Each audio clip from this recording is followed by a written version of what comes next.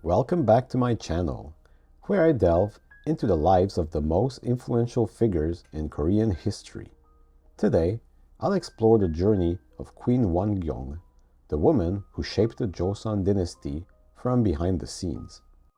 Queen Wongyeong was the primary wife of King Taejong and the mother of King Sejong the Great. Lady Min was born in 1365 during the reign of King Gongmin of the Goryeo dynasty. She was from the Yeoheung Min clan. She had 3 sisters and 4 brothers. Her father was Min-jae, also known as Internal Prince Yeoheung. The Internal Prince is basically the royal father-in-law. Her biological mother was Princess Consort Sam Han-guk of the Yeosan Song clan. She was no stranger to the politics of the time. She grew up in an era where the Goryeo dynasty was on its last leg. Goryeo would fall and be replaced by the Joseon dynasty in 1392. The founder of the Joseon dynasty was Lee Song-ge, who would later be known as King Taejong. He had many sons. The one that interests us today is Lee Bang-won, who would later be known as King Taejong, the 3rd ruler of Joseon. Lee Bang-won's path to the throne was marked with bloodshed among him and his brothers. These events would be known as the Strife of Princes, a bloody game of thrones. At 17 years old, Wongyeong, who was at that time simply called Lady Min, was arranged to marry 15-year-old Lee Bang-won. When her father-in-law, Lee Song-ge, established the Joseon dynasty 10 years later, in 1392, she was given the royal title of Princess Gyeongnyeong. She was then 27 years old. I have made a video on the events that led to the foundation of the Joseon dynasty, which you can watch after watching this one. Around this time, the capital moved to Hanyang, modern-day Seoul, from Kaegyeong, modern-day Kaesong. King Taejong had to choose a successor. His eldest son died in 1394, so he made his second son, Lee Bang-gwa, crown prince. Lee Bang-won helped his father's rise to the throne the most, so he naturally felt like he should get the throne next. This is where we must talk about Jeon Do-jeon, King Taejong's principal advisor. Jeon Do-jeon was the principal architect of the Joseon dynasty's ideological, legal, and institutional framework. Jeon Do-jeon actively fought against Lee Bang-won and his ambitions for the throne. Jeon Do-jeon made it the law of the land that all weapons should be returned to the state. Wongyeong and her family hid their weapons. She knew of her husband's ambitions, and she also desired a greater future. So, she encouraged her husband to get rid of Jeon Do-jeon. King Taejong was ill at the time. Lee Bang-won and Wongyeong's brothers, Min Mu-gu and Min Mu-jil, rose against Jeon Do-jeon. They entered the palace and killed Jeon Do-jeon, as well as Lee Bang-won's half-brothers, Grand Prince Uian and Lee Bang-beon. Taejong couldn't believe what happened and abdicated his throne for his second son, Lee Bang-gwa, later known as King Jeongjong. Taejong retired to his royal villa in Hamhung.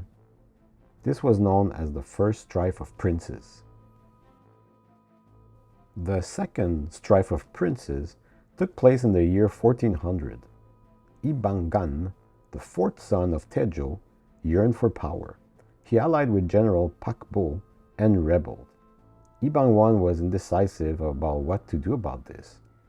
It is said that Wongyeong put on her armor and pushed her husband to act for the greater cause. So, Lee Bang-won and Wongyeong's family defeated the rebels. Lee Bang-won killed General Pak Bo and exiled his brother Lee Bang-gan.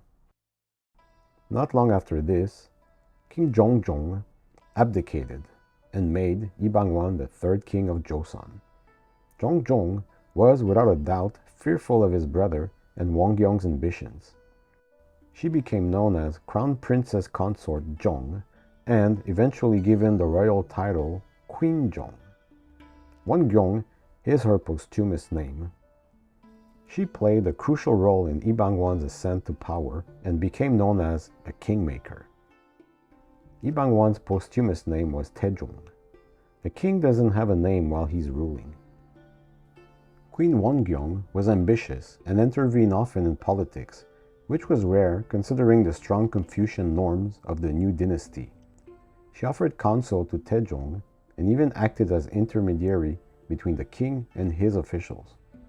She had even more influence in policy making related to the domains of family and education, both of which were associated to the domain of women.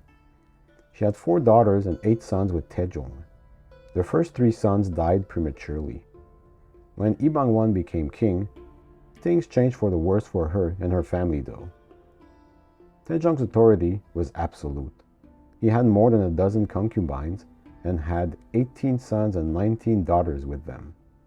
When Taejong chose his first concubine, he planned to organize a ceremony worthy of a queen. Wongyeong publicly wept with resentment. She stopped eating and drinking. The king cancelled the ceremony but was growing annoyed with Wongyeong's jealousy. He gradually grew apart from Wongyeong following this. It is said that Wongyeong and her brothers persecuted one of her husband's concubine, Hyobin Kim Shi, and her son, Prince Gyeongnyeong. Taejong heard about this much later and punished Wongyeong's brothers, Min Mu-hyul and Min Mu-hoe. They were sentenced to death in 1416.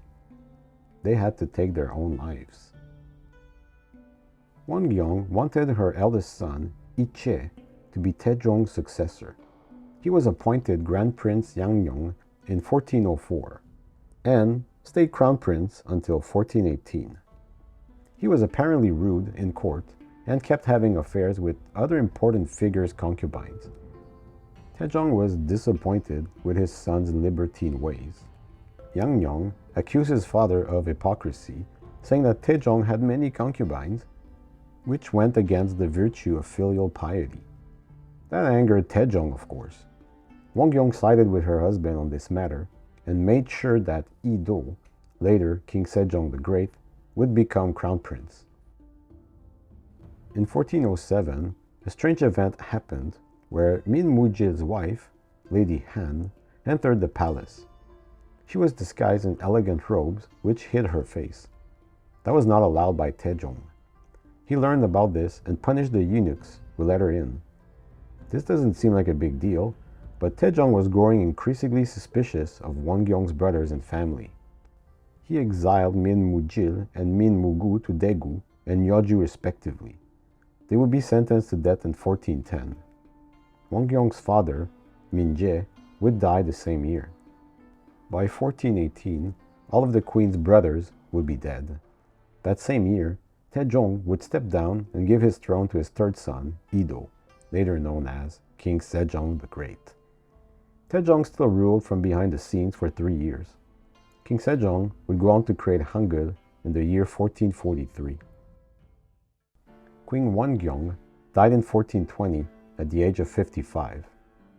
Taejong would die 2 years later in 1422.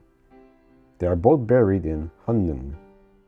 Wongyeong was posthumously honored with the title Queen Dowager Hudok. Queen Wongyeong was portrayed often in popular culture. The most recent, as of early 2025, was in the TV drama The Queen Who Crowns. Her path to the throne was fraught with danger. The first and second strife of princes were marked by bloodshed, where Wongyeong's family, including her brothers, played a significant role in ensuring Lee Bang-wan's success. This period solidified her influence, but at a great personal cost. As we have seen, her life with Taejong was extremely tumultuous.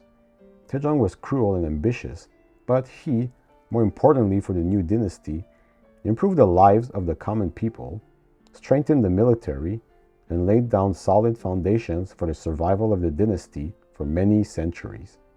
He couldn't have done this without the help of Queen Wongyeong, whose life was testament to the complex interplay of love, power, and sacrifice. If you enjoyed this journey into Korean history, don't forget to like, subscribe, and hit the bell for more tales from Korea's past. Thanks for watching, and until next time, keep exploring history.